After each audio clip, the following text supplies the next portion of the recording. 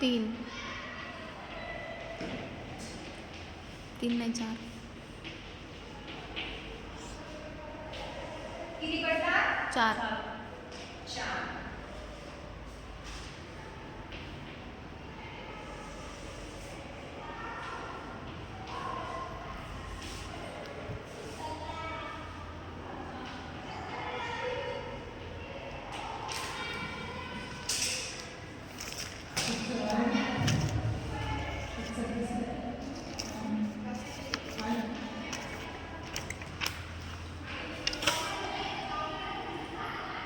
द्वितीयक.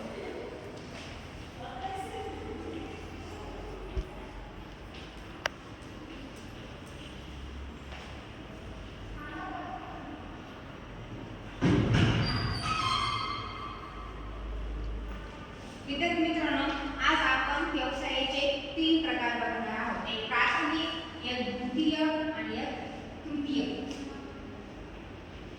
विद्यार्थी मित्रांनो, प्राथमिक व्यवसायावर द्वितीय व्यवसाय अवलंबून असतो, तसेच द्वितीय व्यवसाय तृतीय व्यवसाय अवलंबून असतो. आपण आता उदाहरण घ्यायचं झालं तर ऊस तोडीवर द्वितीय व्यवसाय हा कारखाना अवलंबून आहे की नाही? आहे ना?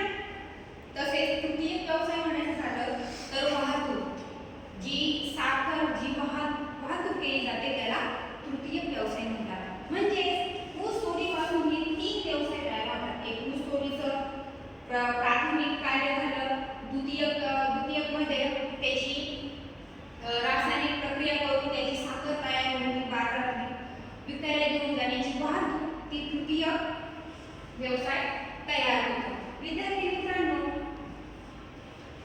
आपण तुम्हाला प्राथमिक, द्वितीय, तृतीय या व्यवसायांपैकी कोणता व्यवसाय करायला आवडेल बरं?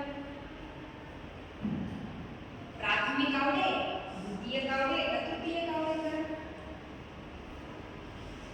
आपल्याला कोणता व्यवसाय? प्राथमिक. प्राथमिक व्यवसाय सगळेच व्यवसाय आवडतो, बरोबर की नाही?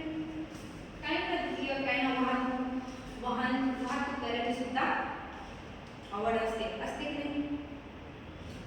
विद्यार्थी मित्रांनो, आपण वन पदार्थांची संकलन व शिकार करणे.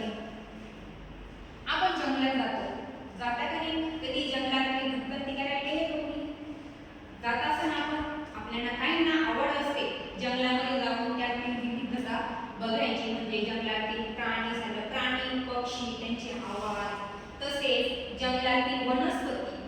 नीलकंठ फुल बघितलं आहे तुम्ही कधी? नीलकंठ पूजा हे बघितलं? नीलकंठ हे शंकराला प्रिय असं म्हटलं जायचं, पण आता धोत्रा चालतो ना? धोत्रा हे शंकराला चालतं. पण पूर्वीच्या काळात आमची आजी सांगायची की नीलकंठ हे फूल शंकराचं प्रिय फूल होतं. जसं गणपतीला जास्वंदीचं फूल प्रिय आहे, बरोबर की नाही? तसेच महादेवाला नीलकंठ फूल हे प्रसिद्ध म्हणजे आवडायचं. ते नीलकंठ फुलाची एक म्हणजे त्याची ना आरोग्यासाठी त्याचा वापर केला जातो. कसा? नीलकंठ फूल हे सकाळी चहापत्ती ऐवजी ते नीलकंठ फूल टाकायचं, त्याने आरोग्य सुधारतं, आपण तंदुरुस्त असतो. तसेच चेहऱ्यासाठी सुद्धा त्याचा उपयोग केला जातो. जी आपली गर्ल स्किन असते त्याच्यासाठी सुद्धा नीलकंठ या फुलाचा उपयोग केला जातो.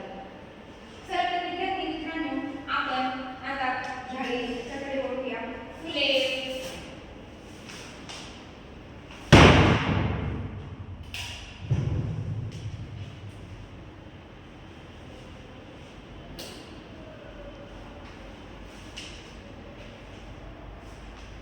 विद्यार्थी मित्रांनो, आपण शेतीमध्ये फक्त गहू, सोयाबीन असेच पीक घेतो असं नाही.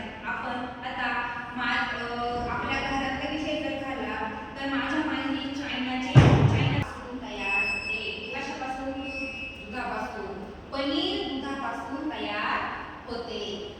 चला तर विद्यार्थी मित्रांनो, आता मी तुम्हाला किती समजलं हे बघण्यासाठी मी तुम्हाला काही प्रश्न विचारते. सगळे तयार आहेत? चला तर. मानवाची किती